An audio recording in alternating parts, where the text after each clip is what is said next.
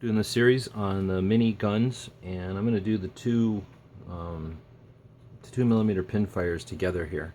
So I have a Tack, which is a little Derringer looking 2mm Pinfire that has a tie clip on the back. At least that's what I figure it is. I don't know. Maybe I don't think it's supposed to be a money clip.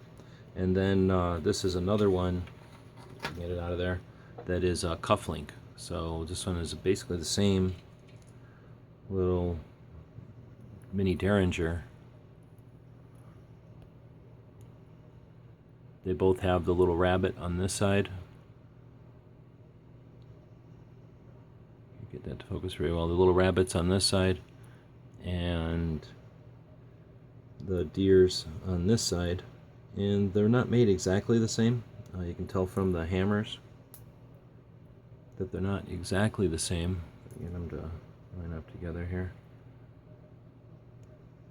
So the hammers are a little different, but the side plates are basically the same, and the barrels seem pretty similar. And then, of course, once you flip them over, this one's a Tack. It's attached a little bit differently than the or the cufflink, I guess, is a little bit different than the Tack. So that part of them is kind of annoying. You can get them as keychains too, which I imagine are probably a little easier to deal with. This tie clip thing has always been annoying, but it has been neat to wear this around as a tie clip before. But you'll see the big difference in them is that this one has a thing clogged up the front, and this one I just shoved a lead ball into it. So I guess we'll shoot it and see if that lead ball comes out. But this one has a clogged up barrel and a little diversion hole here, which is great. I guess it makes it all right, here's the diversion hole. It makes it a just a blank firing cap gun, but it makes it impossible to get out the little cartridges. Makes it pretty difficult. So you can kind of jam a pin up through that hole and it'll go down there and jam them out, but it's not ideal. The tie clamps, or the cufflink, though, has a regular barrel. So let's grab a cap or a blank,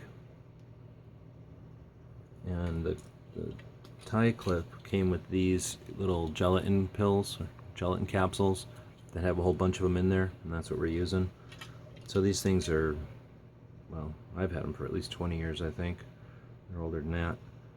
We'll put this one in so you can see the chamber there. We take the little tiny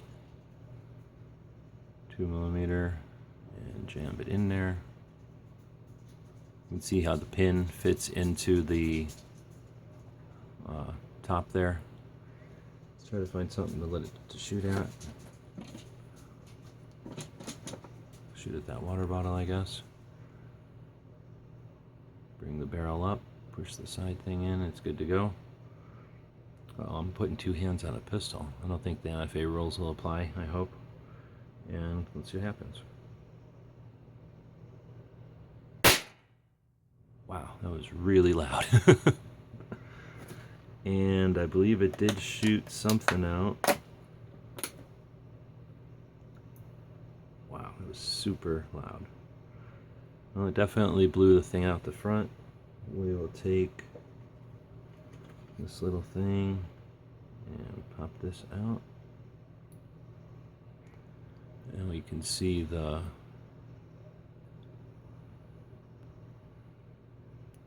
cartridge there, and it kind of blows out the top where the pin was. Kind of ruins it. You can't really use it again, I don't think.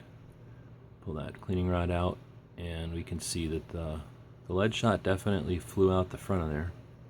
So I think it was with much more force than I would have seen it bounce back onto the table here. I'm gonna pause for a second, see if I can reclaim it out of this thing of water. Well, that wasn't hard to find. So there it is in the thing of water.